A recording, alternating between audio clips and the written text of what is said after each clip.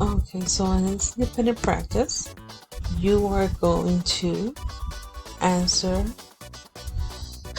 what it's asking in each problem. It says find the domain and range of the situation if it takes 60 seconds to fill in the aquarium. So for example, in this one, the aquarium is being filled at a rate of 2.5 inches per second. The equation y equals 2.5 is used to determine the height of the water after x seconds. So as we can see, x is telling us the number of seconds. So we go right here and we look for the domain. So the domain, we're talking about 0 and 60 seconds, which is right here.